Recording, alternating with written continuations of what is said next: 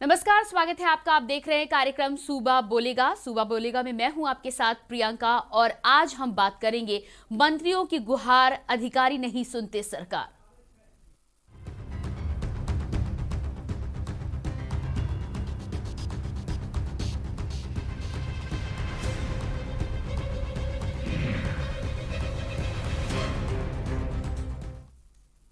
उत्तर प्रदेश में ब्यूरोक्रेसी पर लगातार सवाल उठाए जा रहे हैं। अभी हाल ही में उत्तर प्रदेश की योगी सरकार में लेट लतीफी करने वाले अधिकारियों को फटकार लगाई गई थी।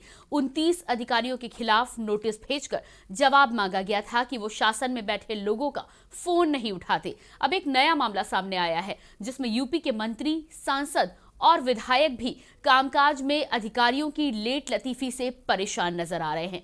सुनवाई न होने से नाराज ये मुख्यमंत्री को पत्र लिखकर इसकी शिकायत कर रहे हैं। इतना ही नहीं, वो अपनी शिकायतें और समस्याएं आईजीआरएस पोर्टल पर भी दर्ज करा रहे हैं। कुछ मामलों में तो खुद मुख्यमंत्री कार्यालय ने उनकी शिकायतों को आईजीआरएस पोर्टल पर दर्ज किया है।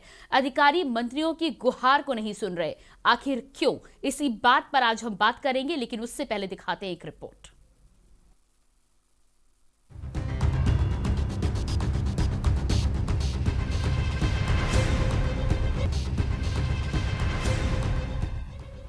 जनता अपने मत के अधिकार से जनप्रतिनिधि को चुनती है, तो ये उम्मीद लगाती है कि चुना गया जनप्रतिनिधि उनकी आवाज बनेगा, उनकी आधारभूत समस्याओं को खत्म कराएगा, उनकी जन समस्याओं को संसद और सदन के अंदर उठाएगा, उस ब्यूरोक्रेसी पर लगाम लगाएगा जो जनता को आजकल कहकर दफ्तरों के चक्कर लगवाती है। लेकिन जब वही जनप्रतिनिधि ब्यूरोक्रेसी के आगे घुटने टेक दे तो क्या होगा?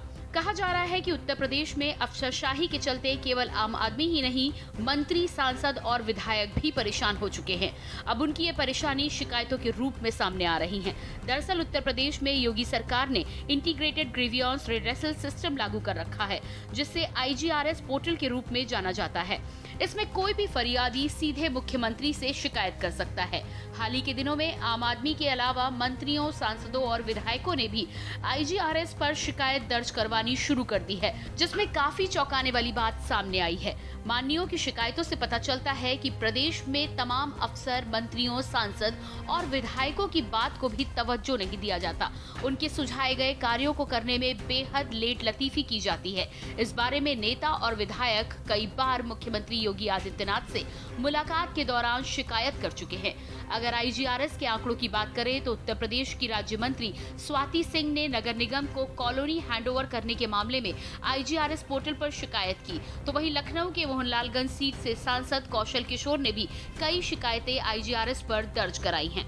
इसके अलावा उत्तर प्रदेश के कई विधायक, जिनमें लखनऊ से विधायक सुरेश श्रीवास्तव, विधायक नीरज बोरा, बदायूं के विधायक धर्मेंद्र शाक्य, कासगंज के विधायक देवेंद्र प्रताप, बरेली के विधायक डॉक्टर अरुण कुमार, कानपुर नगर के विधायक सुरेंद्र मैथानी और मोहाली के विधायक शशांक त्रिवेदी ने भी अफसरों की लेट लतीफी, अनदेखी और जनता के नुमाइंदों की बात ना सुनने की शिकायत सीधे मुख्यमंत्री के पोर्टल पे की है। अब तक मुख्यमंत्री के इस पोर्टल पर करीब 2 करोड़ 85 लाख शिकायतें दर्ज हो चुकी हैं। माननीयों की शिकायत के बाद मुख्यमंत्री सचिवालय ने इस बात को बेहद गंभीरता से लिया और संबंधित अधिकारियों को सख्त निर्देश देने के साथ साथ पूरे प्रदेश के ब्यूरोक्रेट्स को चेतावनी भी दी है कि मंत्रियों, सांसदों और विधायकों की शिकायतों और उनके सुझावों को वह बेहद गंभीरता से लें, इसके जल्द निस्तारण की व्यवस्था भी करें। बड़ा सवाल ये है कि जब मंत्रियों, सांसदों और विधायकों की शिकायतों का निस्तारण अधिकारी नहीं करते तो आम जनता के साथ क्या करते होंगे? सूबा पूछ रहा है कि आखिर ब्यूरोक्रेसी बेलगाम क्यों हो रही है? क्यों अधिकारी जनप्रतिनिधियों की शिकायतों की अनदेखी कर रहे हैं? जनता के टैक्स से सैलरी पाने वाले अधिकारी जनता और जनप्रतिनिधियों को जन सुविधाएं देने में आनाकानी क्यों कर रहे हैं? स्पेशल डेस्क के न्यूज।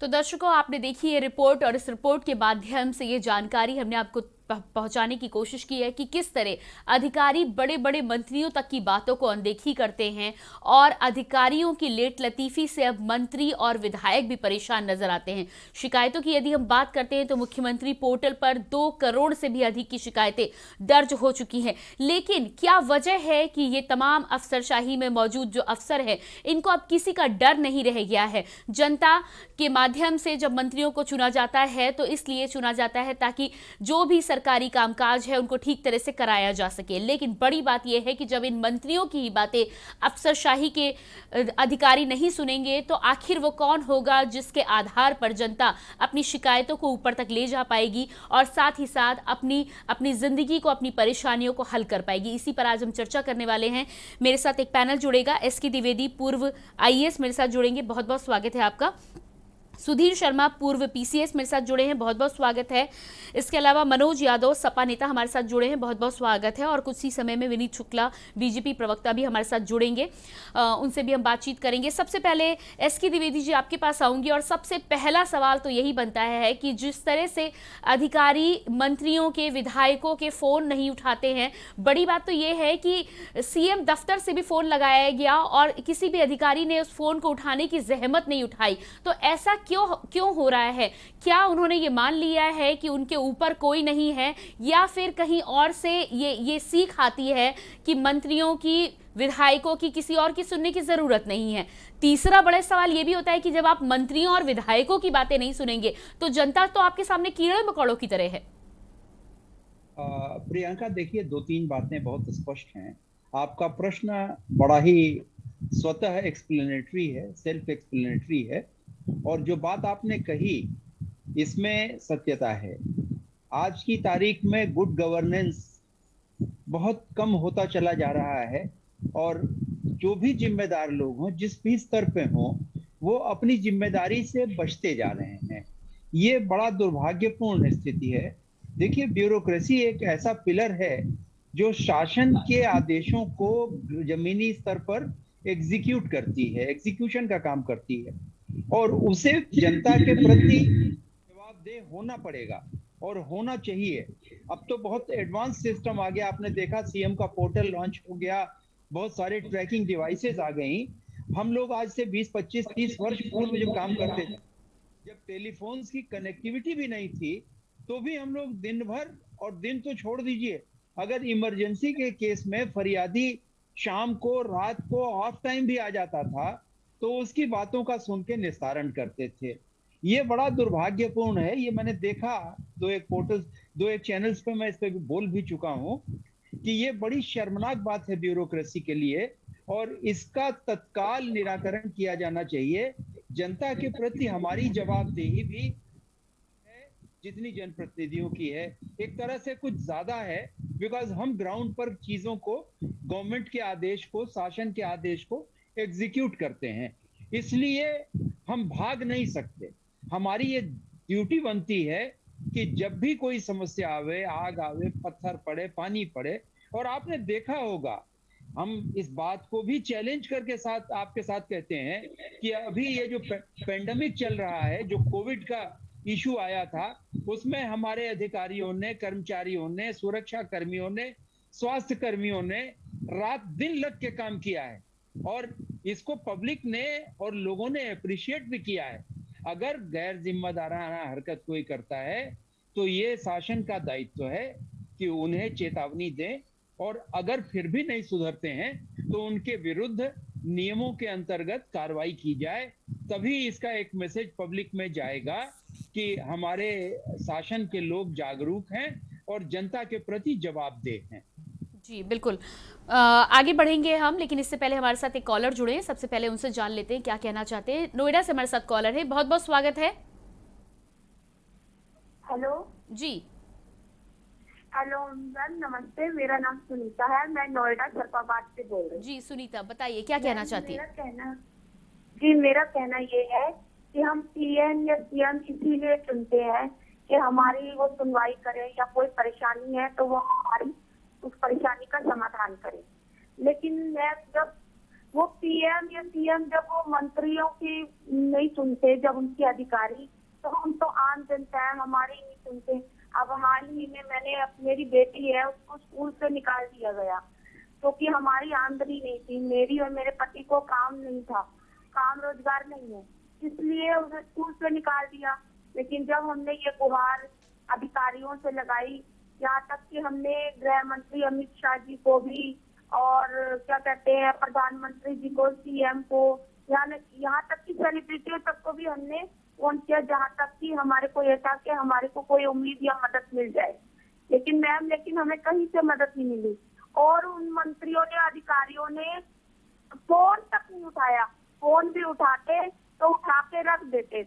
मैम अब बताइए, हमारे जैसे लोग, अब हमारा काम धंधा नहीं है।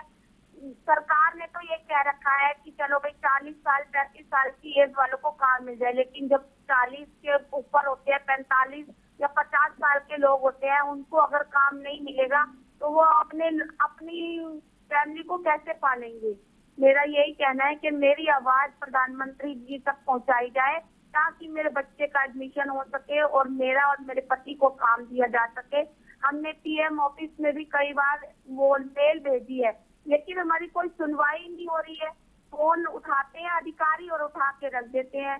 बीजेपी के एक अधिकारी ने मेरे से मेरा वो आधार कार्ड ले लिया, सारे वो मेरे जो सीक्रेट वो थे कागज सब ले लिए, लेकिन मैम उन्होंने कोई भी मेरी सुनवाई नहीं की और मेरे सारे सीक्रेट कागज भी ले लिए। इसलिए मेरी आपसे अपील है कि मेरी आवाज सीएम जी तक पहुंचाई जाए और हमारी मदद की जाए।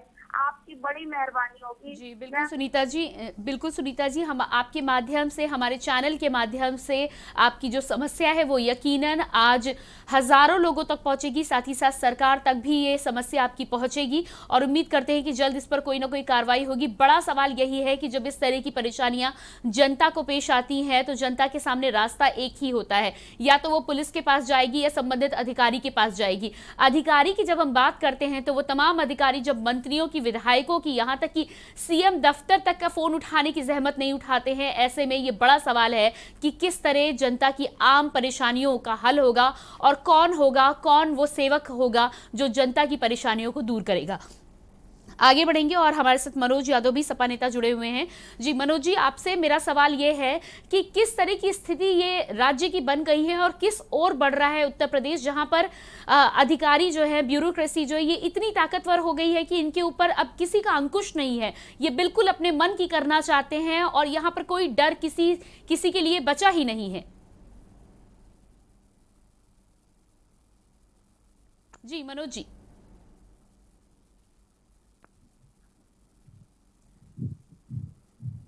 मनोज जी की आवाज हम तक ठीक तरह से नहीं आ रही, हम एक बार फिर से इनसे संपर्क साधने की कोशिश करेंगे। सुधीर जी, आपके पास आऊंगी। जिस तरह की ये परेशानियां होती हैं, चाहे हम अधिकारियों की बात करें, यदि हम पुलिस विभाग के भी अधिकारियों की बात करते हैं तो तमाम ऐसे केस होते हैं जहां पर मामला कुछ और होता है, लेकिन पुलिस गोलमोल करके अपनी एक कहानी बना देता है और ऐसे में फिर डर उन्हें किसी बात का नहीं रह जाता है। हमने कई केसेस देखे हैं जहां पर मीडिया भी सामने आई है, मीडिया को भी आगे नहीं आने दिया गया है और एक अपनी तरह की कहानी बनाकर उस केस को मोड़ा गया है। बाद में जब कहीं ना कहीं मुख्यमंत्री ने उसमें दखल किया है, तब लोगों ने, अधिकारियों ने अपनी गलती मानी है और तब एक आधे सिपाही को निलंबित करके उसमें लीपापोती करी गई है। तो ऐसी क्या वजह है कि अब जो अधिकारी हैं उन पर किसी का डर नहीं है, कोई अंकुश नहीं है?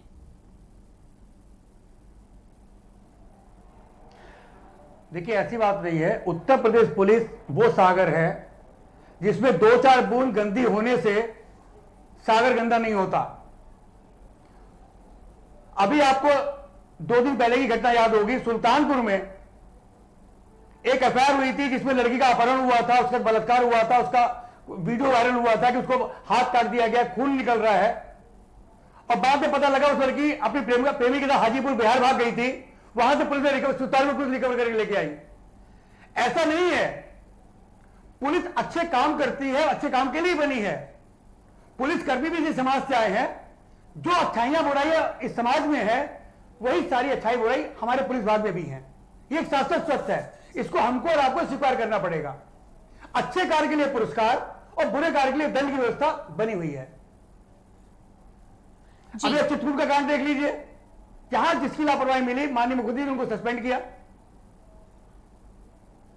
जी जी सुधीर लोग जी, अपराध करेंगे चाहे वो कोई हो, बख्शा नहीं जाएगा। लेकिन सुधीर जी, जब आला अधिकारी होते हैं, ऊपर के पदों पर बैठे हुए जो अधिकारी होते हैं, आप भी एक अच्छे पद से रिटायर हो चुके हैं, तब उन आला अधिकारियों की जिम्मेदारी होती है कि यदि निचले स्तर पर जो कर्मचारी हैं, जो सिपाही हैं या उनके नीचे जो अधिकारी हैं, वो ठीक प्रकार से काम नहीं कर रहे हैं, तो कहीं ना कहीं उन्हें एक गाइडेंस दिया जाए, उन्हें तरीका समझाया जाए, या फिर यदि इस तरह की खामियां हैं तो क्यों नहीं विभागों में ट्रेनिंग कराई जाती है कि किस तरह से जनता के साथ डील करना है, किस तरह से उन्हें सेवा भाव लेकर आना है। यदि इस तरह का रवैया रहा तो जनता किस तरह से अपनी परेशानी लेकर जा पाएगी जब मंत्रियों तक की बात नहीं सुनी जा रही है। प्रियंका जी, आप जिस मोहल्ले में रहती हो, जिस थाना क्षेत्र में रहती हो, कभी किसी एक पुलिसकर्मी से बात करके आप देख लीजिए कि 24 घंटे में वो पुलिसकर्मी किस तरह खाता है, किस तरह सोता है, किस तरह अपने परिवार के वेलफेयर देख पाता है। कहना बहुत आसान होता है कि ये ट्रेनिंग होनी चाहिए, वो ट्रेनिंग होनी चाहिए, ऐसा होना चाहिए, ऐसा होना चाहिए। हर थाने में पुलिसकर्मियों की किल्लत है, महिला पुलिसकर्मियों की किल्लत है, अपराध समाज में हो रहे हैं, यह शाश्वत है, इसको आप भी मानती हैं, हम भी मानते हैं। उसको नियंत्रण करने के लिए पुलिस प्रभावी कार्रवाई भी कर रही है, अपनी पूरी शक्ति लगा रखी है। आज की तारीख में जो थानों का कल्चर हो गया है, आज से 10 साल पहले हमारा दीवान कैंडल लाइट में एफआईआर लिखता था, आज हमारी एफआईआर ऑनलाइन हो रही है, कंप्यूटर से हो रही है। पुलिस का आधुनिकीकरण हुआ है, यह बात मानना पड़ेगा। और रही बात शिकायत की, शिकायत हर विभाग में जो कार्य करेगा उसकी शिकायत होगी। पुलिस विभाग को तो शिकायत के लिए बना ही है। अगर आपके पक्ष में कोई निर्णय लेता है तो दूसरा पक्ष नाराज, किसी एक के विभाग में तो निर्णय लेना ही पड़ेगा। पुलिस किसी को संतुष्ट करने के लिए नहीं बनी है, पुलिस कानून व्यवस्था को स्थापित करने के लिए बनी है। चाहे वो शिकायत माननीय मंत्री जी करे, चाहे कहीं से कोई शिकायत हो, शिकायत की विवेचना गुण दोष के आधार पर होगी।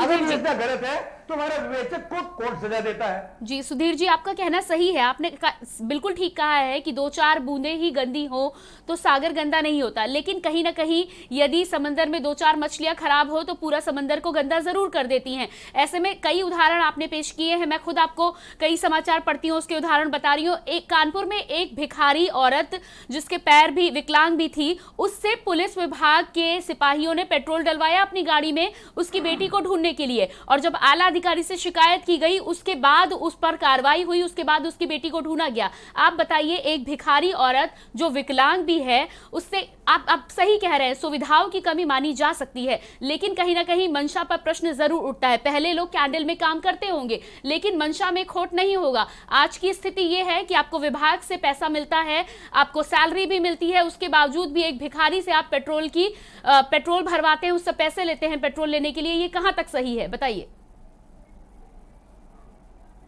वो दरोगा निलंबित हुए, सस्पेंड हुए, उनके विरुद्ध कार्रवाई हुई। जी, जो गलत करेगा कार्रवाई जरूर होगी, चाहे वो कोई हो। जी, आपके पास वापस लौट कर आऊंगी। मेरा सवाल यह है कि निलंबन एक अलग मुद्दा है, निलंबन है कहीं ना कहीं सल्यूशन, लेकिन उसके पहले क्या किया जा सकता है कि इस तरह की परेशानियां न आए, क्योंकि आए दिन यदि इस तरह की परेशानियां आई तो कितने अधिकारियों का निलंबन किया जाएगा, किस तरह से इस सिलसिले को आगे बढ़ाया जाएगा। आगे बढ़ेंगे और हमारे साथ मनोज यादव सपा नेता जुड़ चुके हैं, इनसे बातचीत करेंगे। इससे पहले हमारे साथ हामिदा जी कॉलर जुड़ चुकी हैं, सबसे पहले जान लेते हैं कि क्या कहना चाहती हैं। जी हामिदा, संपर्क हमारा टूट चुका है। अगली कॉलर नीतू सिंह भी हमारे साथ जुड़ी हुई हैं। जी नीतू जी। जी हाँ मैम थोड़ा समय चाहूंगी आपका। मैं जी बिल्कुल। देखिए मैम, देखिए मोदी जी और योगी जी हैं तो सब मुमकिन है, और मैम अब तो हद ही हो गई है, जब मंत्रियों की बात ही अधिकारी नहीं सुन रहे हैं तो जनता की बात सुनने का तो कोई सवाल ही नहीं उठता। और दूसरी तरफ मुझे ये भी लगता है कि शायद मंत्री ये दिखाना चाह रहे हैं कि जब हमारी बात नहीं सुनी जा रही है तो हम आपकी शिकायतों का निपटारा कैसे कराएंगे। और जैसे समाजवादी पार्टी की मैम सरकार थी जब, तो मैंने खुद एक डेंगू पेशेंट को एडमिट कराने के लिए, अभिषेक मिश्रा मंत्री जी थे उस समय, तब मैंने उनको खुद कॉल किया था कि उसको एडमिट नहीं किया जा रहा। उन्होंने स्वयं आकर उसकी मदद की थी और आज वो बच्चा सही सलामत है। तो मैम एक वो सरकार भी थी और एक ये सरकार है, तो मैम हम लोग किसको रेस्पेक्ट करेंगे जब ये हमारी बात ही नहीं सुनेंगे। हम इनको क्यों लाए हैं सत्ता में?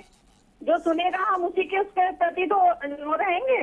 जी बिल्कुल नीतू जी, कहीं ना कहीं समस्या यही है और इसी समस्या का हल ढूंढने का प्रयास हम लगातार कर रहे हैं। अफसरशाही में जो अफसर बैठे हैं उन्हें ऐसा लग रहा है कि उनके ऊपर किसी का अंकुश नहीं है, जो कि गलत है। इसको लेकर कोई ना कोई कार्रवाई होनी चाहिए और उसी को लेकर लगातार हम अपनी आवाज उठा रहे हैं। इसी के साथ हमारे साथ अगले कॉलर शाहबाज जुड़े हुए हैं, उनसे बातचीत करेंगे। जी शाहबाज, बताइए क्या कहना चाहते हैं। हेलो जी, क्या कहना चाहते हैं। जी, मैं कहना चाहता हूँ प्रदेश में सरकार चल रही है, ना मंत्रियों की मान ना किसी की मान भ्रष्टाचार इतना बढ़ चुका है सरकार में। जी भारतीय जनता पार्टी की सरकार में इतना भ्रष्टाचार बढ़ रहा है कि ऑफिसर को रिश्वत ले रहा है। जी शाहबाज जी, हमें कॉल करने के लिए बहुत बहुत धन्यवाद। आज हम बात कर रहे हैं ब्यूरोक्रेसी को लेकर और उसी पर हम चर्चा करेंगे। सवाल यही है कि ब्यूरोक्रेसी में जितने भी अधिकारी हैं, अफसर हैं, वो क्यों नहीं मंत्रियों विधायकों तक का फोन उठाते हैं। ऐसे में जनता की बात करना तो बेमानी होगी। हम लगातार इसी विषय पर चर्चा करेंगे और जानने का प्रयास करेंगे कि आखिर इसके पीछे क्या कारण है, लेकिन उससे पहले रुकेंगे एक छोटे से ब्रेक के लिए।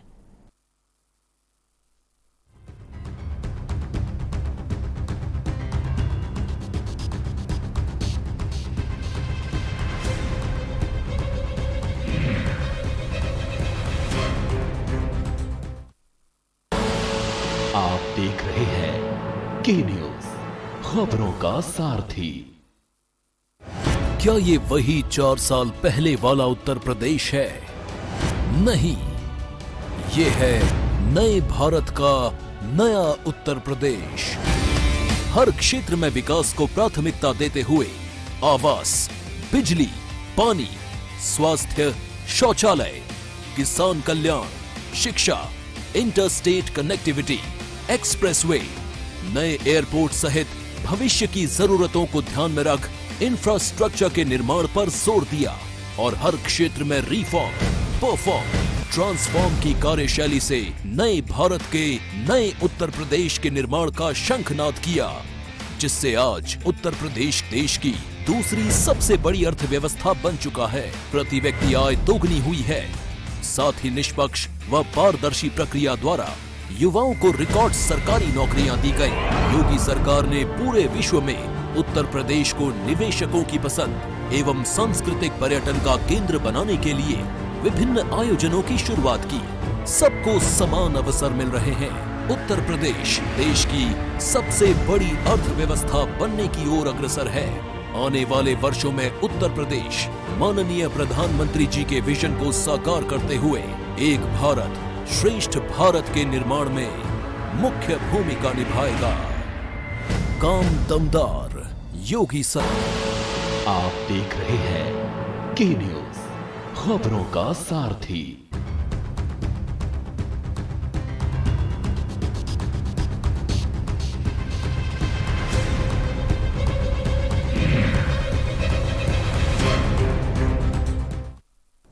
ब्रेक के बाद एक बार फिर आप सभी दर्शकों का स्वागत है कार्यक्रम सूबा बोलेगा में। आज हम चर्चा कर रहे हैं मंत्रियों की गुहार अधिकारी नहीं सुनते सरकार। इस विषय को लेकर आज हम चर्चा कर रहे हैं और जिस तरह की स्थितियां बनी हुई हैं, जिस तरह के मामले सामने आ रहे हैं, यदि हम पोर्टल की बात करते हैं, मुख्यमंत्री पोर्टल की, तो 2,85,00,000 से अधिक की कंप्लेन यहाँ पे हुई है और इनमें से काफी कंप्लेन सरकार के मंत्रियों के द्वारा, विधायकों के द्वारा की गई हैं।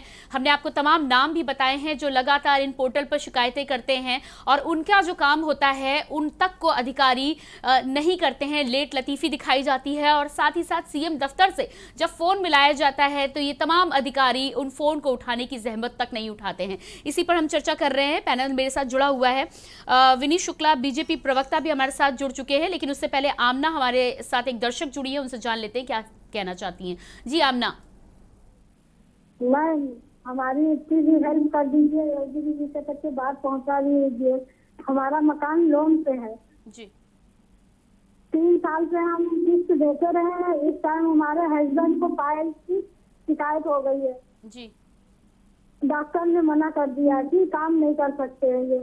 अब इतनी हमारी हेल्प कर दीजिए योगी जी तक से कि हमारा कुछ शिकायत कर दे मकान के लोन में, नहीं हम लोग घर से बेघर हो जाएंगे। इतनी मेहरबानी कर दीजिए मैडम मेरे ऊपर। जी बिल्कुल, आपने हमें कॉल किया। उम्मीद करते हैं कि हमारे कार्यक्रम में कॉल करने के माध्यम से आपकी समस्या का हल होगा। साथ ही साथ ऑफ द लाइन आपको कांटेक्ट करने का कोशिश भी की जाएगी। क्या कुछ किया जा सकता है, इसी बीच में चर्चा पर वापस लौट कर आऊंगी मैं। और विनीत शुक्ला बीजेपी प्रवक्ता भी हमारे साथ जुड़ चुके हैं।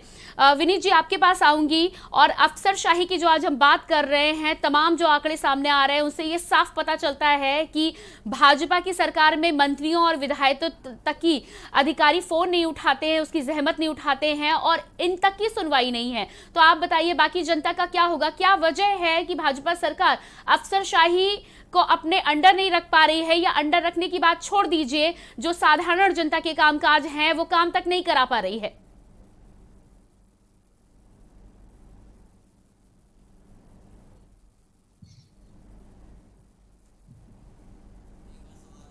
जी विनीत जी,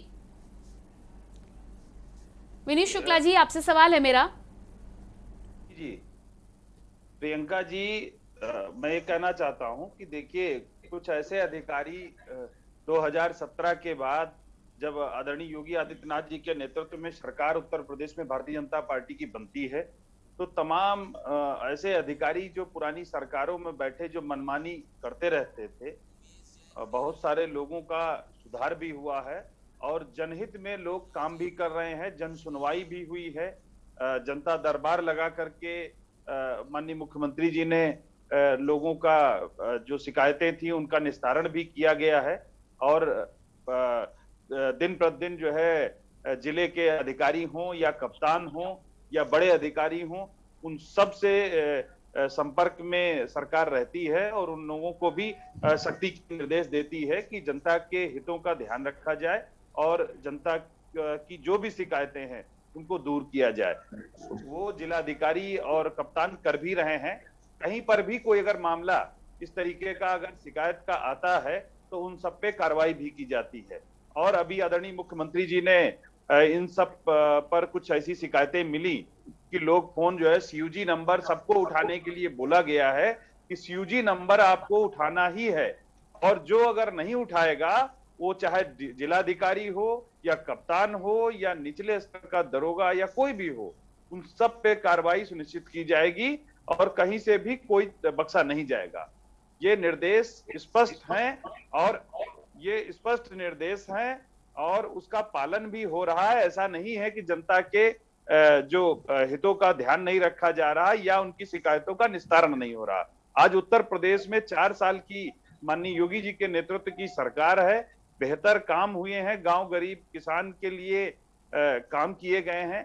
गांव में विकास की योजनाएं तमाम ऐसी हैं जो अंतिम पायदान में बैठे लोगों को अगले पायदान में लाने के लिए किया जा रहा है।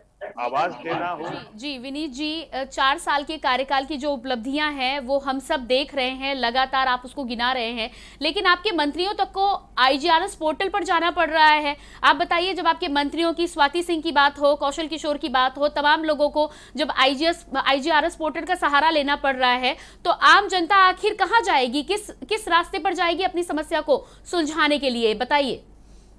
नहीं, देखिए प्रियंका जी, मैं कह रहा हूं, अगर कोई अधिकारी, मैं कह तो रहा हूं, कोई ये किसी का अधिकारियों पे जैसे कि बिगड़ैल अधिकारी तमाम पुरानी सरकारों में जो मनमाने ढंग से वो काम करते थे, आज वो बेचैन है, सरकार की छवि खराब करना चाहते हैं।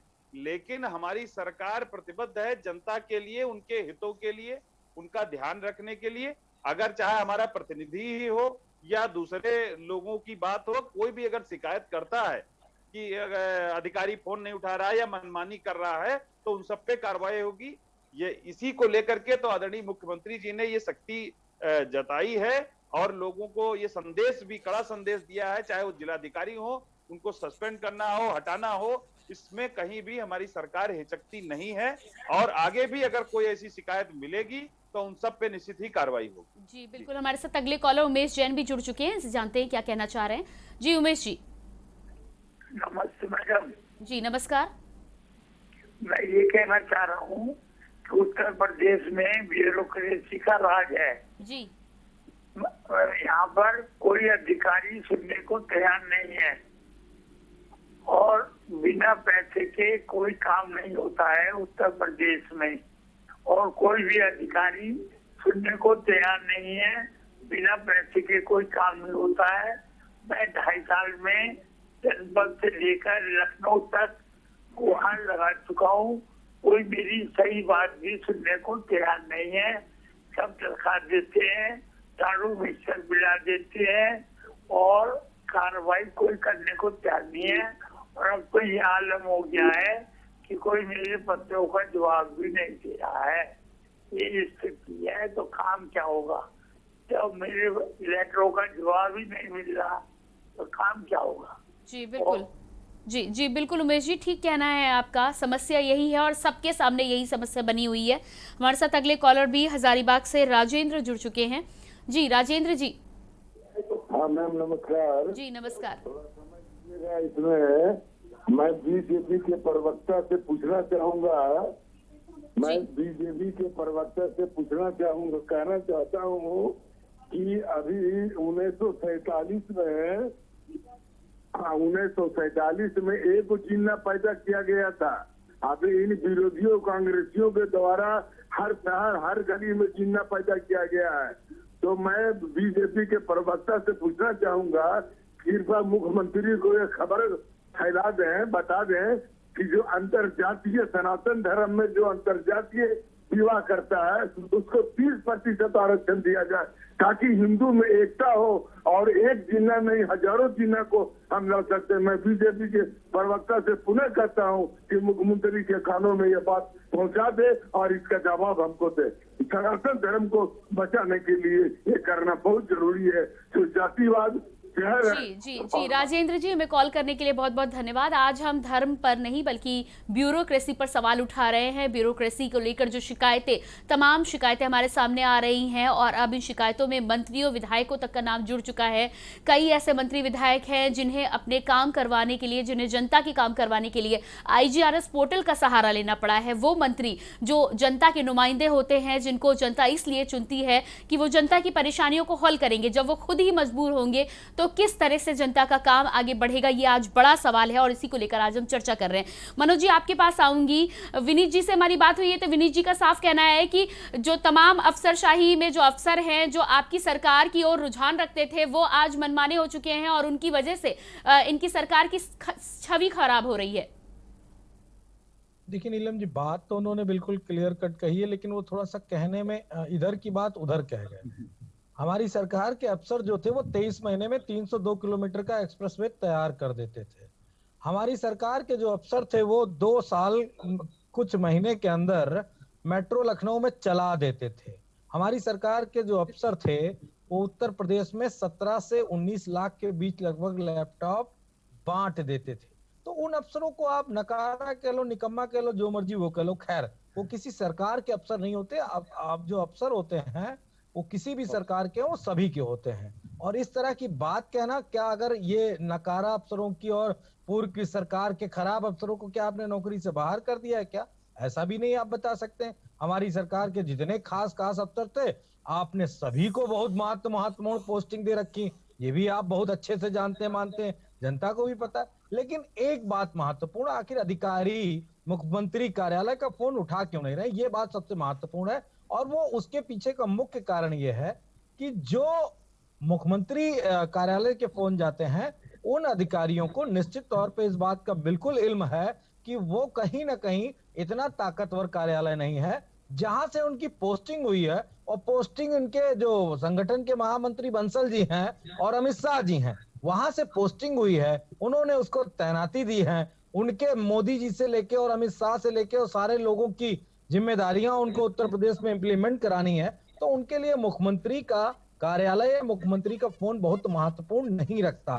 ये बात मैं निश्चित तौर पे थोड़ा सा संविधान से इतर बात कह रहा हूँ, लेकिन सत्यता है, जब आप जाएंगी देखेंगी तो आपको यही महसूस होगा। जी बिल्कुल, आपके सवाल पर जवाब लूंगी, लेकिन उससे पहले हमारे साथ कॉलर जुड़ चुकी हैं शिवावती उन्नाव से। इनसे जानेंगे क्या समस्या है। जी स्वागत है आपका। बताइए। जी शिवावती जी, आप क्या कहना चाहती हैं? अरे 2 साल से हमारे नल में टंकी से पानी नहीं आ रहा। हमारे नल 2 साल से हम उनका नाम ले विधायक जी का 2-3 बार कह चुके, वो भी फोन किए, ऑफिस हम 5-6 बार कह चुके।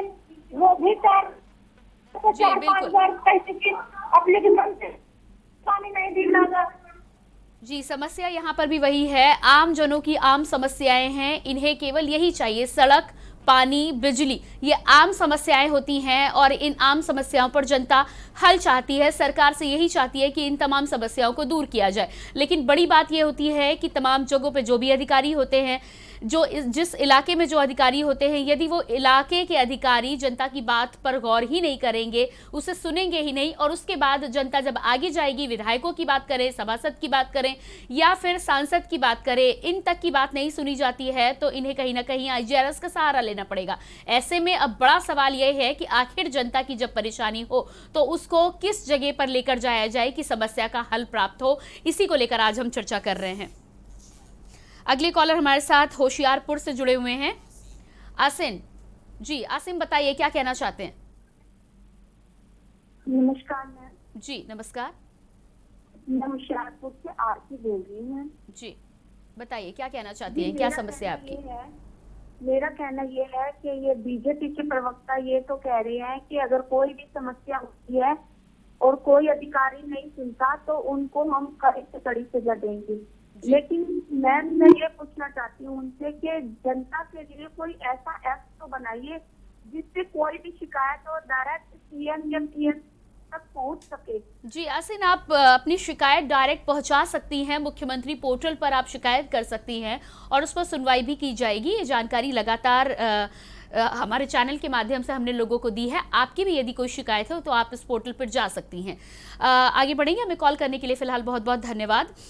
हम आगे बढ़ेंगे और विनीत जी आपके पास ही आती हूँ। मनोज जी से हम बात कर रहे थे तो मनोज जी का तो साफ कहना है कि अधिकारियों को इसलिए डर नहीं है क्योंकि उन्हें पता है कि उनकी जो पोस्टिंग है या उनकी जो तैनाती है वो कहीं ना कहीं दिल्ली से होती है, तो ऐसे में उनके लिए लखनऊ या राजधानी जरूरी नहीं है या इम्पोर्टेंट नहीं है, इसलिए वो इस बात को नजरअंदाज करते हैं। कितनी सच्चाई है इस बात में? देखिए, जिन लोगों को चैनल पर बैठ करके सिर्फ झूठ ही बोलना है, जिनकी सरकार का पता ही नहीं चलता था कि चाचा की सरकार है कि भतीजे की सरकार है कि दादा की सरकार है कि फूफा की सरकार है, कई सालों तक लोग समझ ही नहीं पाए, वो ये ज्ञान दे रहे हैं। दूसरी बात, ये बड़ी बड़े दावे करते हैं कि ये बना दिया वो बना दिया, वो अधिकारियों ने कर दिया। 4000 करोड़ रुपए की लूट एक्सप्रेसवे से की, ये नहीं बताते। जनता की गाढ़ी कमाई का पैसा सफाई के नाचगाने में लुटा दिया इन्हीं के चहेते अधिकारियों ने, सिर्फ और सिर्फ नाचगाने में लुटाया। दूसरे ये कह रहे हैं मेट्रो चल गई, मेट्रो में कहाँ चली थी? 2017 से पहले मेट्रो कहाँ चली थी? मेट्रो सिर्फ मुलायम सिंह जी का परिवार, सपा परिवार, सफाई परिवार उसके अंदर बैठ करके फोटो खिंचाता है और उसके बाद चला जाता है। जो केंद्र सरकार ने पैसा दिया उसमें अनुदान केंद्र सरकार का भी है और राज्य सरकार का, और मिला करके तब जाके मेट्रो पूरी होती है। वो भाजपा सरकार में पूरी होती है और जनता को समर्पित होती है, और फिर वहां से एयरपोर्ट से लेकर के अंतिम जो गंतव्य है उसका जहां तक बनाई तक चलती है। तो ये भाजपा सरकार में संभव हो पाया है। ये लोग सिर्फ झूठे दावे करने वाले लोग हैं, सिर्फ लूट का अड्डा बना रखा था समाजवादी पार्टी की सरकार। चीनी मिल सारे औने पौने दाम में दलालों के माध्यम से इन्होंने बेच दिए थे। आज उत्तर प्रदेश में 119 चीनी मिल चला करके योगी जी ने एक बेहतर काम किया है उन गन्ना किसानों के लिए। 1 करोड़ 25 लाख 125 करोड़ रुपए का भुगतान, जिसमें पुरानी सरकार का भी बकाया शामिल है गन्ना किसानों का। विनीत जी, आज हम ब्यूरोक्रेसी की बात कर रहे हैं। सवाल यही होता है कि आपने ठीक कह दिया है कि ठीक है, इन्होंने तमाम वो करे हैं सरकार ने एक ने बनाई मेट्रो, दूसरे ने चलाई मेट्रो, ये तो क्रम है, ये तो चलता रहेगा। आपने भी जो काम शुरू करे हैं, कल को आपकी सरकार आती है, किसी की सरकार आती है, ये चलता रहेगा। आज हम ब्यूरोक्रेसी की बात कर रहे हैं। मुद्दा यहाँ पर यह है कि यदि कोई अफसर नहीं सुनता है तो अब उस पर निर्देश आए हैं। पिछले 4 सालों से आपके कार्यकाल की आप तमाम उपलब्धियां गिना रहे हैं। अगर ये अफसर नहीं सुन रहे थे तो इन पर कड़ी कार्रवाई क्यों नहीं की गई?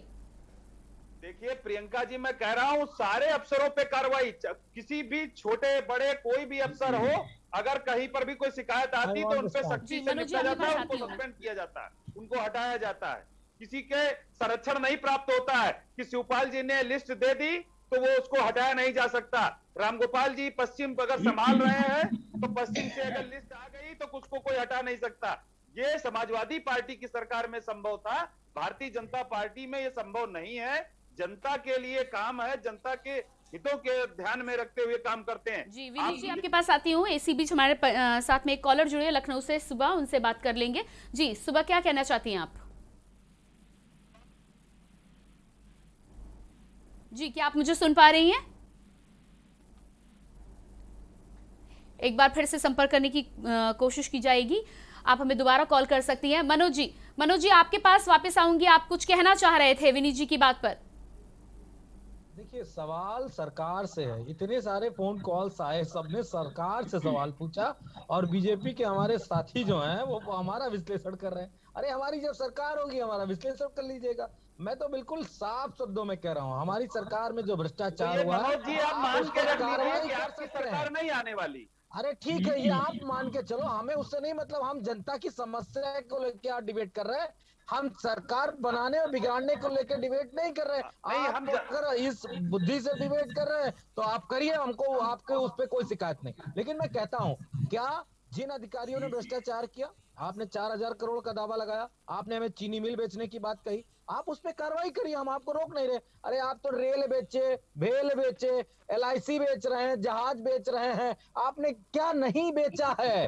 सब कुछ तो एयरपोर्ट बेच दिए आपने, लाल किला बेच दिया, सब तो बेचे डाल रहे हो। और चीनी मिल वाली जांच करा लो, भाई के लोगों ने खरीद लिया। हम जी मनोज जी बाद में आऊंगी, आपके पास वापस आऊंगी। आज हम सरकारों को लेकर बात नहीं कर रहे हैं, आज बड़ा सवाल ब्यूरोक्रेसी को लेकर है। SK द्विवेदी जी आपसे अगला सवाल है मेरा। उसी बीच हमारे साथ कॉलर जुड़ चुके हैं, सबसे पहले उनसे बात कर लेते हैं। जी राजीव नोएडा से बोल रहे हैं, क्या कहना चाहते हैं? स्वागत है आपका। जी राजीव जी अपना सवाल रखें आप। जी मैम, मैं अभी आपने IGRS पोर्टल का जिक्र किया था जी, इसके बारे में कहना चाहता हूँ कि मेरे पास 1.5 साल पहले का एक्सपीरियंस है और प्रेजेंट का भी। 1.5 साल से लगभग मैंने 5-6 बार कंप्लेंट की है अलग अलग मुद्दे पे, सामाजिक मुद्दा और पर्सनल भी जी। लेकिन कोई भी प्रॉब्लम सोल्व नहीं हुई है। मैं सिटी मजिस्ट्रेट साहब के पास भी गया था, उनको मैंने अपनी प्रॉब्लम भी बताई, रिसीविंग वगैरह भी मेरे पास, DM साहब को भी दी थी मैंने, और आपके ये जो और अधिकारी हैं उनको भी दी थी, SP साहब को भी, लेकिन मेरी कहीं कोई सुनवाई नहीं हुई है। अभी प्रेजेंट में मैंने 1 महीने पहले एक IGRS पोर्टल पे डाली हुई है कंप्लेंट, वो भी लंबित है, वो पुलिस के खिलाफ थी तो वो भी लंबित है।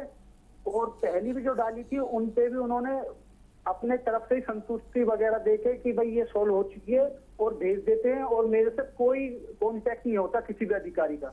जी बिल्कुल, हमें कॉल करने के लिए बहुत बहुत धन्यवाद। इस तरह की भी समस्याएं सामने आती हैं जहां लोग 1.5 साल पहले से कंप्लेन करके बैठे हैं, लेकिन आज तक ना तो उनका निस्तारण होता है, ना उस पर किसी तरह की सुनवाई होती है। समस्या ये भी है। सुबह एक बार फिर से लखनऊ से हमारे साथ जुड़ चुकी हैं। जी सुबह, क्या कहना चाहती हैं आप? मैं ये कहना चाहती हूँ, मेरी सिस्टर है, उनका ट्रांसफर होना है जी हायर एजुकेशन में, और अभी तक इनके यहाँ मोनिका गर्ग जी हैं प्रमुख सचिव जी, और उस पर बार बार फाइल आती है, फिर नोटिस लगती है, फिर कुछ क्वेरी होती है। ये मतलब नहीं करना है तो स्पष्ट करें जी। वो बिना मतलब के परेशान है। जी बिल्कुल, हमें कॉल करने के लिए धन्यवाद। तो यहाँ पर सवाल, हमारे तमाम दर्शकों के अलग अलग सवाल आ रहे हैं। किसी की विभाग को लेकर परेशानी है तो कहीं जल को लेकर संकट है, लेकिन बड़ा सवाल यही है कि ये इन सवालों को, इन परेशानियों को हल कराने के लिए आखिर व्यक्ति कहाँ जाएगा? अधिकारियों के पास जाएगा तो अधिकारी तो बड़े लोगों की ही नहीं सुन रहे हैं, जनता की सुनवाई कैसे होगी, यही बड़ा सवाल है। द्विवेदी जी आपके पास आना चाहूंगी। SK द्विवेदी जी, आपसे मेरा अगला सवाल है, जिस तरह की यहाँ पर तमाम बातें बार बार लोग कह रहे हैं कि अधिकारी काम नहीं कर रहे हैं, तो कहीं कोई कह रहा है दिल्ली से कंट्रोल होता है, तो कोई कहता है कि यूपी में मुख्यमंत्री कमजोर हैं, इस वजह से नहीं हो रहा है। मैं आपसे जानना चाहूंगी, क्या मुख्य वजह है जो ऐसा हो रहा है, और आखिर किसकी शय होती है? क्यों इस तरह का चरित्र उभर कर सामने आ रहा है ब्यूरोक्रेसी में? मैं एक बात, द्विवेदी जी मेरा भी एक सवाल का जवाब दे दीजिएगा। जी, इतने साल की शानदार नौकरी में कभी आपने मुख्यमंत्री कार्यालय का फोन नहीं उठाया? ऐसा कभी नहीं हुआ मनोज, कभी नहीं बस हुआ इतना ही। ऐसा। बिल्कुल, मैं बिल्कुल, मैं इतना ही धन्यवाद। पूछ रहा था। मैं ये दो चीजें बताना चाहूंगा। अभी जो हम लोग बात कर रहे हैं, विषय से भटकने की आवश्यकता नहीं है। हम लोगों का विषय है गवर्नेंस। सरकार को अच्छी प्रकार कैसे मिलजुल के चलाया जाए, एक अच्छा ब्यूरोक्रेटिक सिस्टम कैसे दिया जाए, और उसमें जो कमियां हैं उनको हम कैसे दूर करें। और ग्रीवांस रिड्रेसल का जो सिस्टम है, जो शिकायतें आ रही हैं उनको दूर करने का जो सिस्टम है, उसको कैसे चुस्त दुरुस्त किया जाए ताकि जनता को सहूलियत मिल सके, राहत मिल सके। ब्यूरोक्रेसी का काम दो होता है। मैं डायरेक्टर था यहाँ UP academy of administration management में, जहाँ आईएएस और पीसीएस ऑफिसर्स जो यूपी के लिए आते हैं उनकी ट्रेनिंग होती है, जो प्रारंभ में हम नींव बनाते हैं।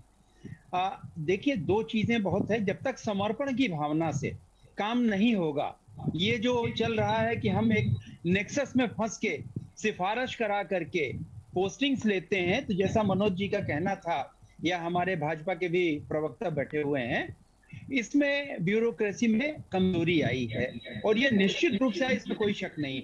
ब्यूरोक्रेसी ने बहुत अच्छा काम किया पेंडेमिक में। इस कोविड के टाइम पे आपने ये भी देखा, हमारे चाहे वो स्वास्थ्य कर्मी रहे हो, सुरक्षा कर्मी रहे हो, दिन रात लग करके अपनी व्यक्तिगत सुविधाओं को तज के काम किया। हम क्रिटिसाइज नहीं करेंगे, लेकिन जो लोग गलत पाए जाते हैं उसके दो तरीके हैं प्रियंका। एक तो ये है कि सुपरवाइजरी स्टाफ स्ट्रिक्ट हो, चाहे वो कमिश्नर हो, चाहे अपर मुख्य सचिव हो, चाहे प्रमुख सचिव हो, वो अपने विभागीय अधिकारियों पर इतना पर्यवेक्षण, इतना नियंत्रण रखें कि वो एक सीमा से बाहर न जाएं और जनता के प्रति जवाबदेह बने। उनका जो भी कार्य है, जो भी दायित्व है, वो मैंने आपको शुरू में भी अपने बात में कहा कि चीजें डाइल्यूट हो रही हैं, और डाइल्यूट होने से हमको बचाना है। हमें ब्यूरोक्रेसी की छवि अच्छी करनी है तो हमें समर्पण की भावना से काम करना पड़ेगा। जो लोग इसमें नहीं आ रहे हैं, जैसे शुक्ला जी अभी कह रहे थे, उनको आइडेंटिफाई करके उनके विरुद्ध कार्रवाई भी करनी आवश्यक है। उनको चेतावनी देना जरूरी है ताकि वो संभल जाएं।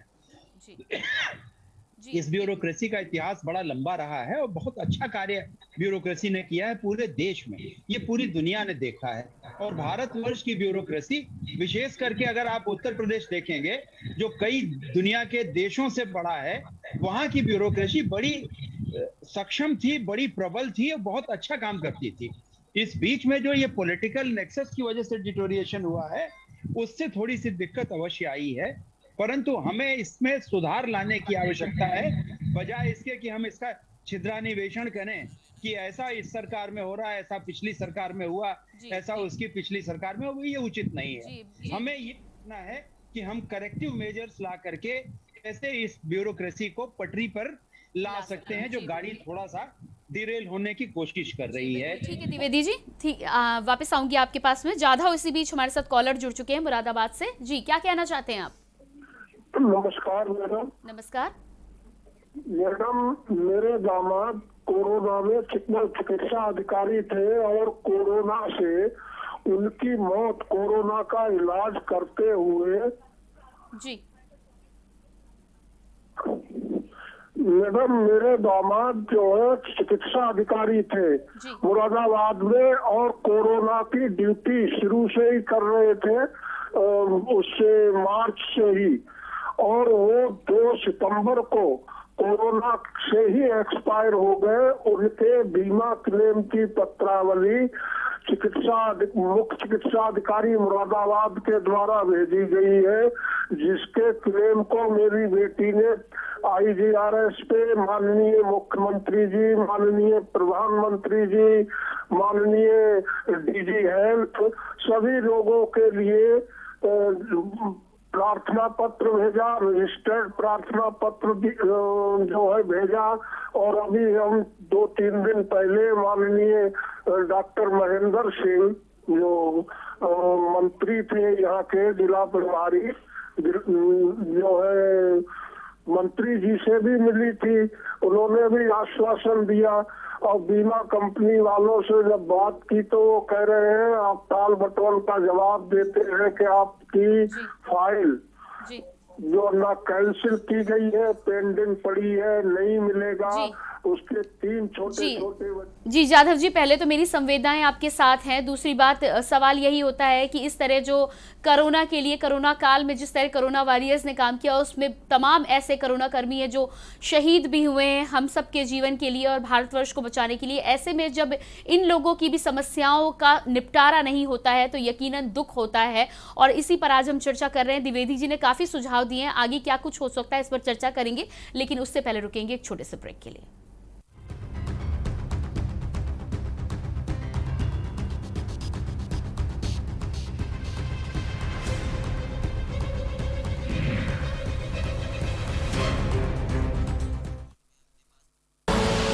आप देख रहे हैं के न्यूज, खबरों का सारथी। पहला आनंद पॉलिसी टर्म के अंत पर मैच्योरिटी क्लेम का पूरा भुगतान, और दूसरा आपके अपनों के लिए लाइफ कवर की पूरी रकम बिना किसी प्रीमियम के। LIC न्यू जीवन आनंद, आनंद ही आनंद। खुदी को आजमाया है तो ये अंदाज आया है, खुदी को आजमाया है तो ये अंदाज आया है। तुम में भी मैं हूं, शुद्ध प्लस पान मसाला। आप देख रहे हैं के न्यूज, खबरों का सारथी।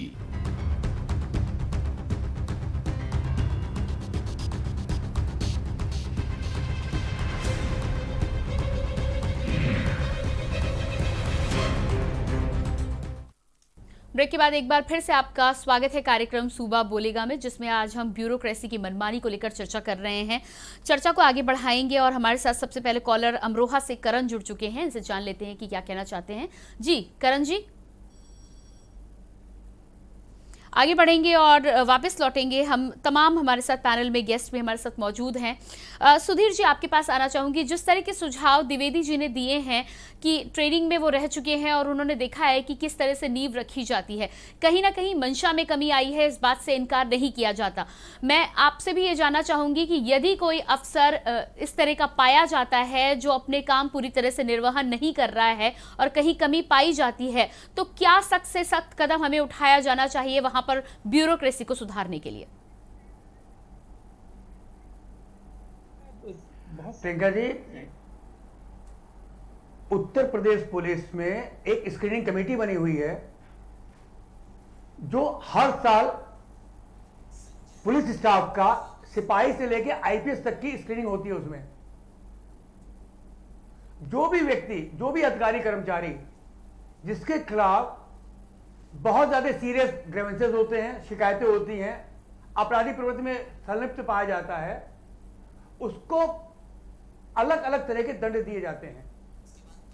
डिसमिसल तक की कार्रवाई होती है, एक रैंक नीचे तक की कार्रवाई होती है, आर्थिक दंड भी दिया जाता है। और जो 50 साल से ऊपर हैं, अगर अपना आउटपुट नहीं दे पा रहे हैं तो उनको वॉलंटरी रिटायरमेंट कर दिया जाता है।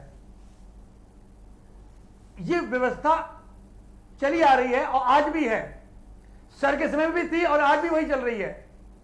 पहले इसमें कार्रवाई थोड़ी कम होती थी, इधर इसमें कार्रवाई थोड़ी ज्यादा हो रही है। और रही बात ब्यूरोक्रेसी हो चाहे पुलिस, कोई सरकारी विभाग हो, उस विभाग में आज से नहीं, जब से विभाग जन्मा है, बहुत सार्थक सत्य है। काका हाथरसी कब पैदा हुए थे हमारे से पहले, जब उन्होंने उस समय लिखा था, कह काका क्यों कांप रहा है रिश्वत लेकर, पकड़ा जाए रिश्वत लेकर, छूट जाए रिश्वत देकर। तो इस रिश्वत का नाम समय समय पे बदलता रहा, नजराना हुआ, शुक्राना हुआ, चरा नवाजी हुआ, लेकिन एक जो प्रवृत्ति चली आ रही है, ये एक प्राकृतिक शाश्वत सत्य है। वहीं पे कानून भी है अपनी जगह पे, जितना रिश्वत लेना अपराध है उतना रिश्वत देना भी अपराध है। लेकिन हमारी समाज की एक मानव प्रवृत्ति हो गई है, हमें विश्वास ही नहीं होता कि अगर सरकारी जिम्मेदारी जो कुर्सी पे बैठा हुआ है, जब तक उसकी हम जेब गर्म नहीं करेंगे वो हमारा काम नहीं करेगा।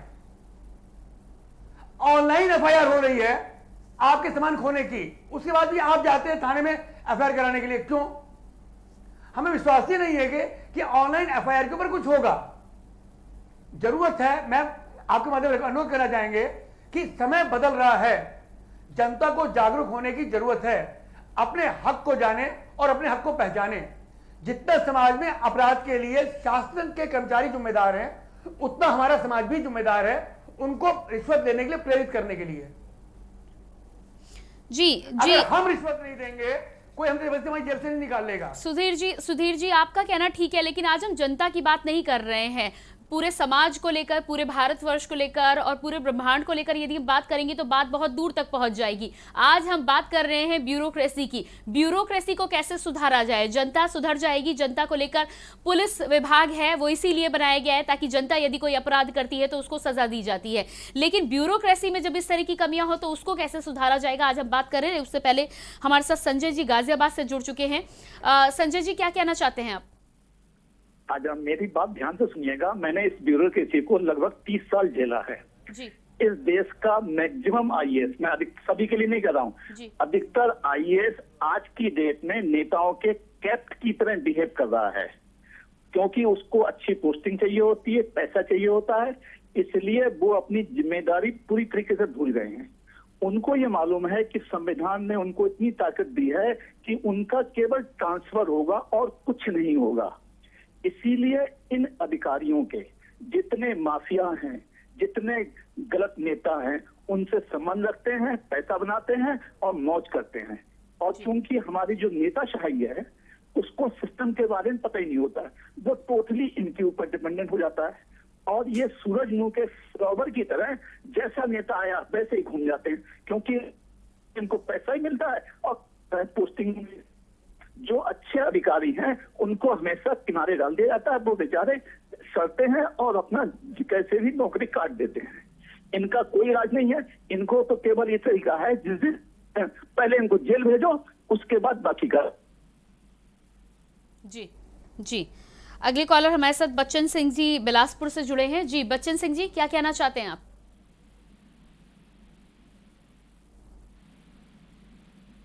बच्चन सिंह जी, क्या मेरी आवाज आप तक आ रही है? अगले कॉलर हमारे साथ बैंगलोर से गुड्डू जुड़े हैं। शायद संपर्क हमारा टूट चुका है और यहां पर हम चर्चा को जरूर आगे बढ़ाएंगे, लेकिन वक्त हो चला एक छोटे से ब्रेक का। रुकते हैं ब्रेक के लिए।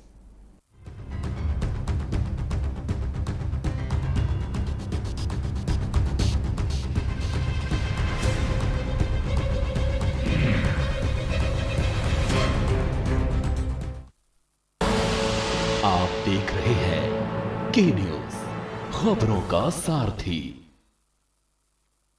LIC लेकर आया है LIC जीवन लक्ष्य, जो दे आपके परिवार को सुरक्षा, बचत, खुशियाँ और रखे जीवन के हर कदम पर आपका ख्याल। अधिक जानकारी के लिए आज ही अपने LIC एजेंट या शाखा से संपर्क करें। LIC, जिंदगी के साथ भी, जिंदगी के बाद भी। बीमा आग्रह की विषय वस्तु है।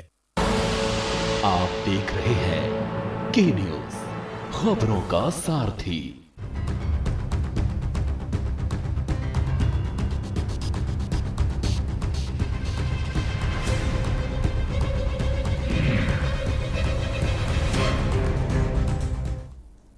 एक बार फिर से आपका स्वागत है कार्यक्रम सुबह बोलेगा में। आज हम अफसरों की मनमानी को लेकर चर्चा कर रहे हैं, आगे बढ़ेंगे, लेकिन इससे पहले हमारे कॉलर करणवीर अमरोहा से जुड़ चुके हैं। जान लेते हैं कि क्या कहना चाहते हैं। जी स्वागत है आपका। संपर्क हमारा शायद टूट चुका है। चर्चा की ओर आगे बढ़ेंगे। और विनीत जी, अगला प्रश्न मेरा आपसे है, जिस तरह की यहाँ पर बातें आ रही हैं लगातार, अब आपने ज़रूर कदम उठाया है, भाजपा सरकार ने कदम उठाया है कि कड़ी कार्रवाई की जाएगी, लेकिन ये कदम काफ़ी मुश्किलों और परेशानियों के बाद उठाया गया है। जब ये देखा गया है कि हालत इतनी ख़राब हो चुकी है कि अब मंत्रियों तक की बातें नहीं सुनी जा रही हैं, तब ये कदम उठाया गया है। यदि एक कदम कुछ समय पहले उठाया गया होता, 4 साल पूरे हो गए आपके कार्यकाल के, तो यकीनन काम बेहतर हो सकते थे। और जिस तरह के हमारे पास दर्शकों के फ़ोन आ रहे हैं, डेढ़ साल पहले लोगों ने पोर्टल पर शिकायत की है, कोई एक कोरोना वॉरियर जो शहीद हो चुका है, उनका क्लेम नहीं मिल पा रहा है उन्हें। ये इस तरह की समस्याएं हैं जो आम लोगों की समस्याएं हैं और लोगों का जीवन इस पर आधारित है। इस तरह की समस्याएं यदि रहती हैं तो इसके लिए यकीनन सरकार को पहले ही कुछ करना चाहिए था।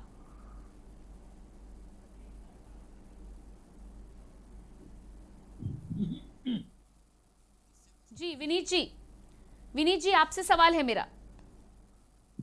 जी प्रियंका जी, क्या कह रही हैं? सवाल फिर से दोहरा जी, दीजिए। सवाल मेरा ये है कि जिस तरह के हमारे पास तमाम दर्शकों के कॉल आ रहे हैं, लोगों की समस्याएं हैं, मेरा सवाल ये है कि जो कदम अब सरकार ने उठाया है ब्यूरोक्रेसी को लेकर और कड़ाई को लेकर, ये कदम यदि पहले उठाया गया होता तो आज स्थिति कुछ और होती। देखिए प्रियंका जी, या तो आप लोग समझना नहीं चाहते हैं या लोगों की बात नहीं सुनते हैं। अभी सुधीर जी ने भी कहा और आदरणीय हमारे द्विवेदी जी रह चुके हैं विभागों में और कई पोस्ट पे अच्छे जगह रहे हैं, इनको पता है। और इन लोगों ने भी अभी बताया है कि कोरोना जैसी महामारी के समय में भी अधिकारियों ने किस तरीके से बेहतर काम किया है, जनता के लिए काम किया। जी विनीत जी, बेहतर काम की यदि आप दुहाई दे रहे हैं तो आपको क्यों जरूरत पड़ी अब एक्शन लेने की? जो बेहतर परिणाम उत्तर प्रदेश में आए हैं, और ब्यूरोक्रेसी हो या निचले स्तर के जो अधिकारी हों, उन सब में सख्ती बरती गई है। अभी सुधीर जी ने आपको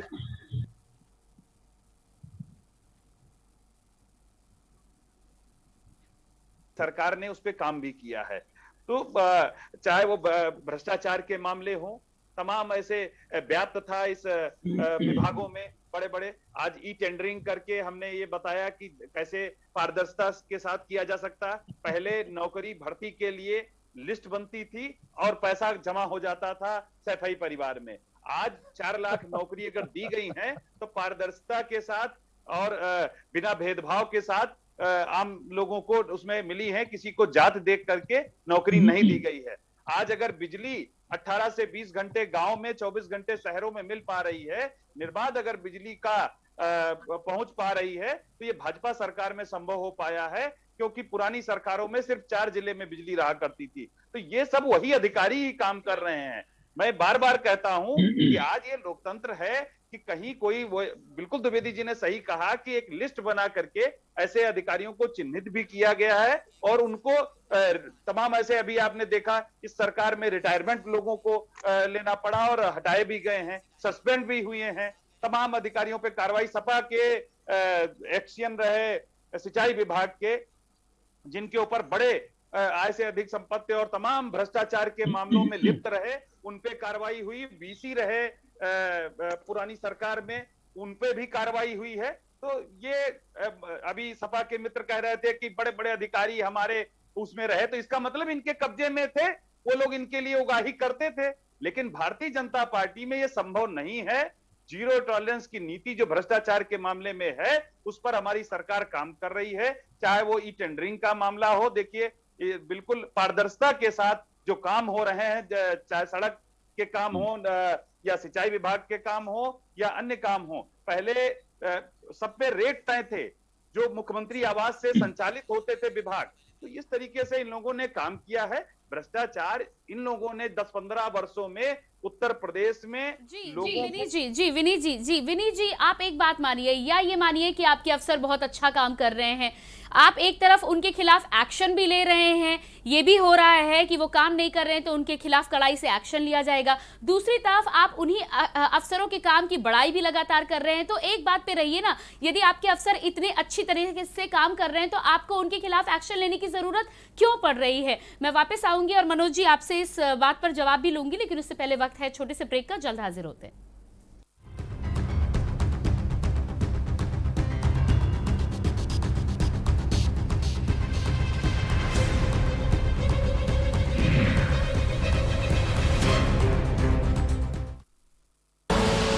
आप देख रहे हैं के न्यूज, खबरों का सारथी।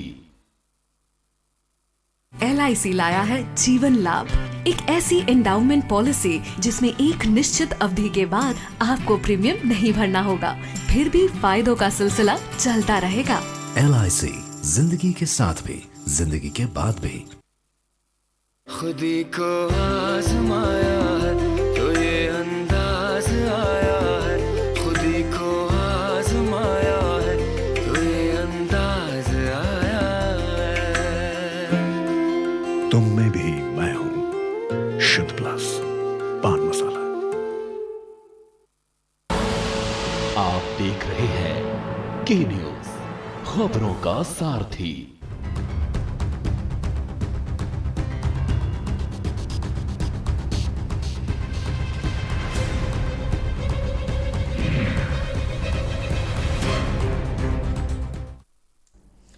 एक बार फिर से आपका स्वागत है कार्यक्रम सूबा बोलेगा में। लगातार ब्यूरोक्रेसी पर लेकर आज हम सवाल उठा रहे हैं और जिस तरह का रवैया ब्यूरोक्रेसी का देखने को मिल रहा है उससे न केवल आम जनता बल्कि मंत्रियों और विधायकों तक को परेशानी का सामना करना पड़ रहा है और उसी पर आज हम बातचीत कर रहे हैं।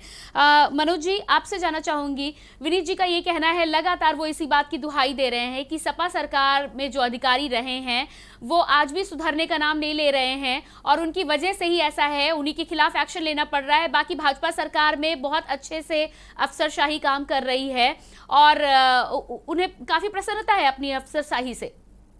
नहीं, बिल्कुल उनको प्रसन्न होना चाहिए, क्योंकि मुझे इनके एक अधिकारी हैं पाटीदार जी, जिन पे गंभीर आपराधिक मुकदमे दर्ज हुए हैं। उत्तर प्रदेश की सरकार, उत्तर प्रदेश की पुलिस उनको लेंस लगा के ढूंढ रही है और पाटीदार अब तक न मिले।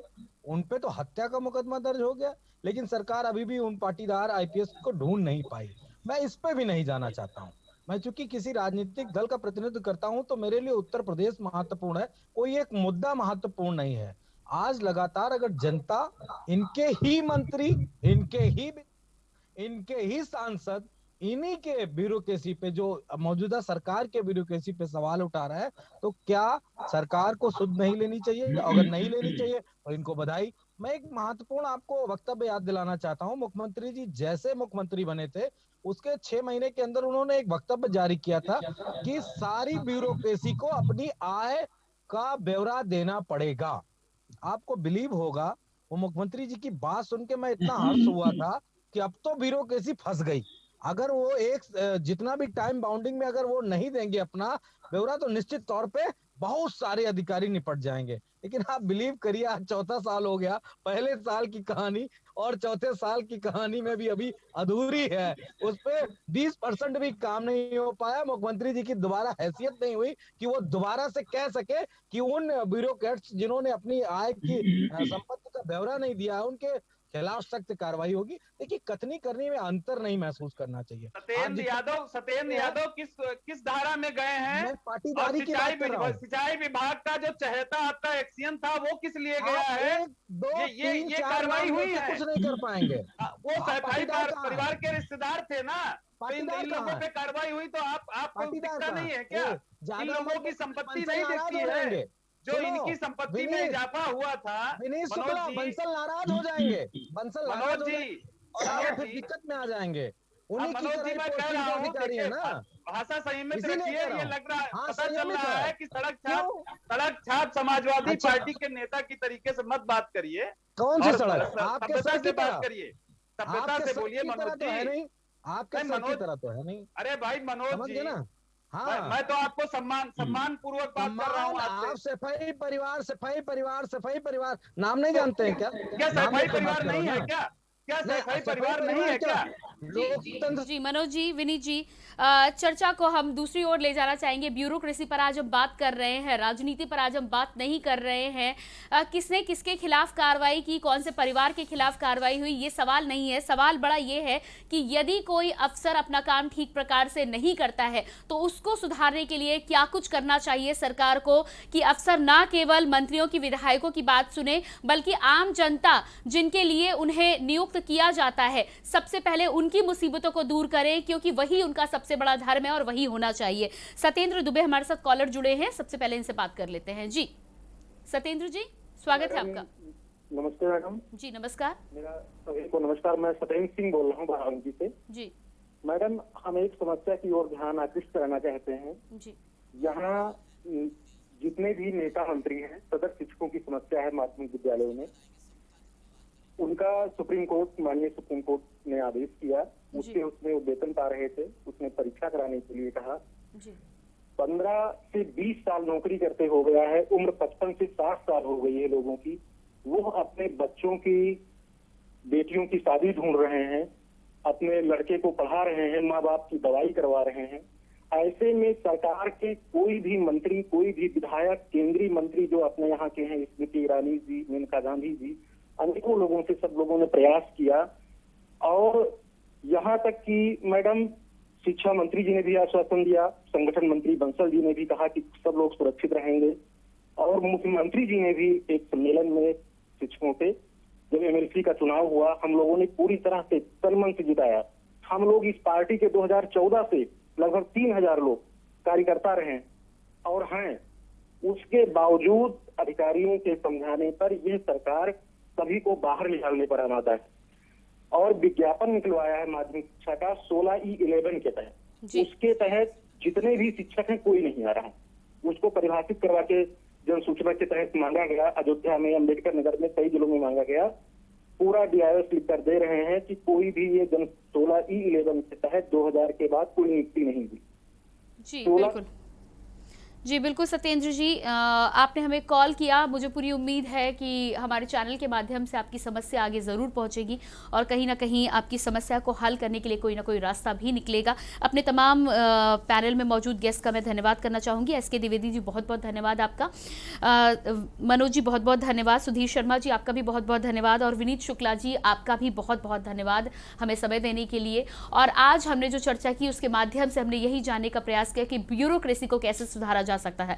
हालांकि उत्तर प्रदेश शासन ने अब इस पर कड़ाई से कदम उठाने का फैसला किया है। जो भी अफसर फोन नहीं उठाते हैं या जो मंत्रियों या विधायकों की बात नहीं सुनते हैं उन पर अब कार्रवाई होगी। लेकिन बड़ा सवाल यह भी है कि यदि जनता की कोई बात नहीं सुनता है, अधिकारी फोन नहीं उठाते हैं, तो उस पर भी कड़ा कदम उठाए जाने की जरूरत अब सरकार को जरूर है। फिलहाल आज की चर्चा में इतना ही। अगले कार्यक्रम में फिर से मुलाकात करेंगे। तब तक की बाकी खबरों के लिए आप बना रहिए के न्यूज इंडिया के साथ। नमस्कार।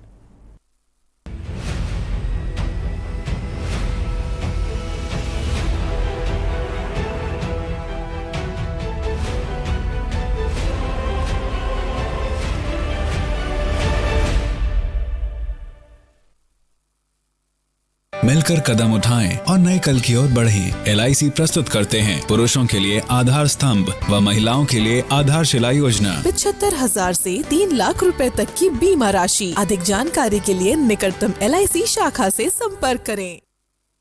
घर में आएंगी खुशियाँ जब दूध की नदियाँ बहे। अपने पशुओं को दीजिए सेहत से भरपूर मिल्कोमोर पशु आहार। जब पशुओं को मिलेगा मिल्कोमोर पशु आहार तो दूध बहेगा, मुनाफा बढ़ेगा। मिल्कोमोर पशु आहार।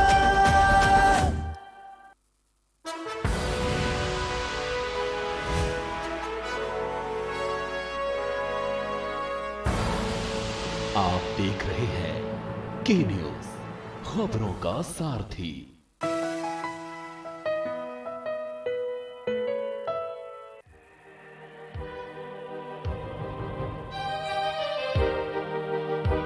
जय जगत। वर्ष 1959 जब 5 बच्चों से शुरू हुआ विद्यालय सिटी मॉन्टेसरी स्कूल,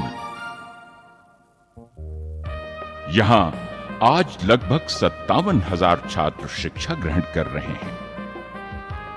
CMS आज बड़े गर्व के साथ अपनी हीरक जयंती मना रहा है। CMS आज पूरी दुनिया में शिक्षा जगत की एक मिसाल बन गया है। यूं तो सारे स्कूल अपने यहां बच्चों को सामान्य शिक्षा देते हैं। उनके पास बड़े बड़े भवन हैं, खेलने के लिए बड़े बड़े मैदान हैं, लैबोरेटरीज हैं।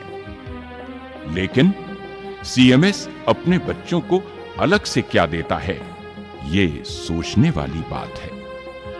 CMS ही एकमात्र ऐसा विद्यालय है जो अपनी स्थापना के समय से ही जय जगत की भावना के साथ अपने प्रत्येक बच्चे को विश्व बंधुत्व की शिक्षा देते हुए